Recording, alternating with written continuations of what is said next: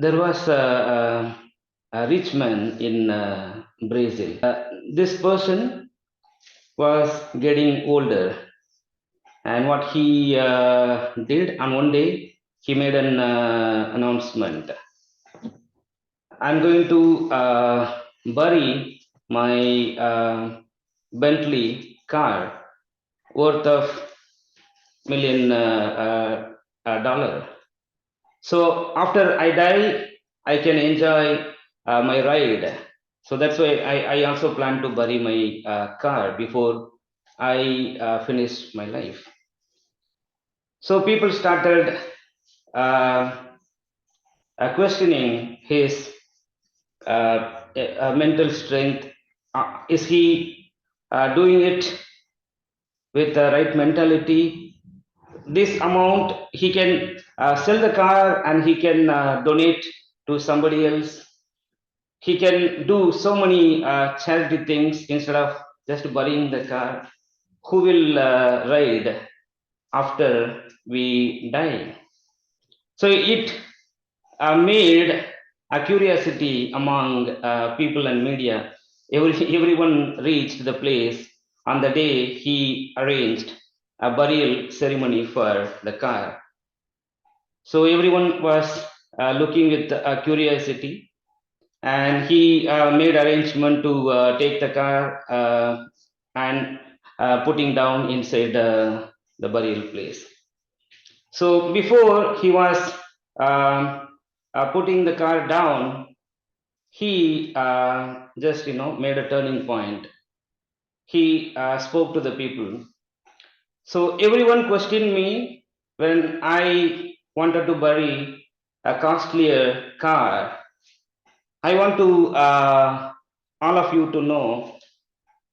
So many of us even bury things which is more than $1 million worth. Let's say our kidney, our eyes, whatever the things, whatever the organs we can donate, many of us would not donate. It is more than million of words. Many people are waiting to get it. So he wanted to create awareness. So that's the idea of his announcement. So in this world, people think they can attain a good life after their lifetime by doing good morality, good moral, walking a good moral, donating and doing all these things. Even they do not know God. So God is also looking at his people, those who know God, those who do not know God. He always wanted his people to do good things. Many people do by heart, even people who are Christians cannot do it. Then what's the difference? Those who know God are doing certain things, those who do not know God doing by following their heart.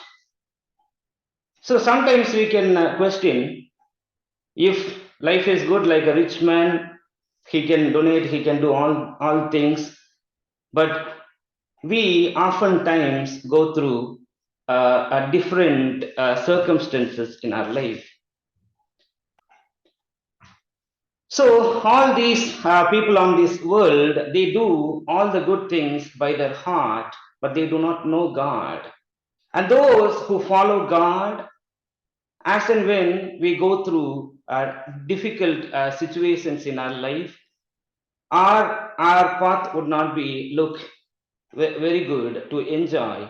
Sometimes it feels worse. Sometimes it feels even I do not feel happiness. I do not experience good life. How can I think about somebody else? So that's the difference between those who know God and those who do not know God. Those who do not know God, they can do all good moral, but still they can do all the evil because they do not know God.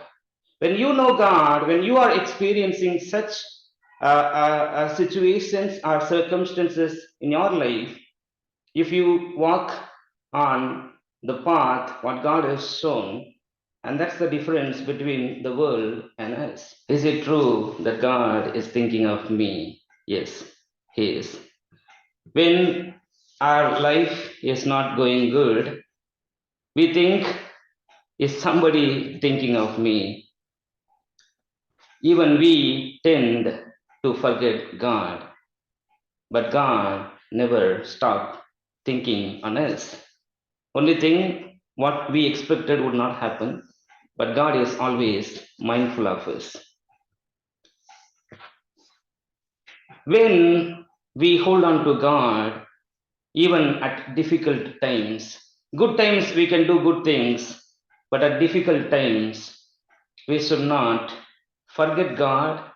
And not only forget God, but we should not go go away from our path, that our life before God. It should not get distracted like the worldly people who can easily get distracted, but they think they can do good karma and they can reap the good benefits after their life because they have done so many good things. You can do so many good things, but if you do not know God, you can easily fall into evil ways. When you are walking into evil ways, all the karma you have earned, all the good things you have done cannot help you. So that's why we need to remember God is always thinking of us. When we go through things in our life which we do not expect, just we need to remember God is thinking on us. God is saying to us, those who are chosen, He has called them. Those who are called, He has honored them. But when it will be honored? When you are going through something which you do not expect, which you feel it is hard to go through it, remember God has called you and God has chosen you. So that's why He wanted to make you to reflect His glory.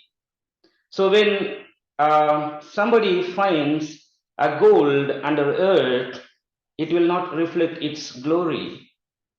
And the person who identifies this is a real gold, he wanted to get rid of all the dirty. The process is painful, but the intention is to reflect the glory of gold. The same way, when God calls you, when God has chosen you, He will also put you under a process, a test, where you will have to go through a pain. Maybe it is unbearable sometimes, but remember, God is thinking on you. So when you are experiencing such things, God wanted to reflect His glory through you. So that's why God is taking you into a difficult circumstances in your life, or God is taking to uncomfortable path on your life because He has called you, He has chosen you, and He wanted to honor you. And if you want to be honored, you need to be in His hands until He takes away all the dirt in us, all things which He did not like in us. If we want to reflect His glory, we have to go through such difficult times in our life, so we will become like His image. So that's His intention. We have a hope in God. He will never forsake us. Sometimes life looks like cloudy. We cannot see a sun shining through it.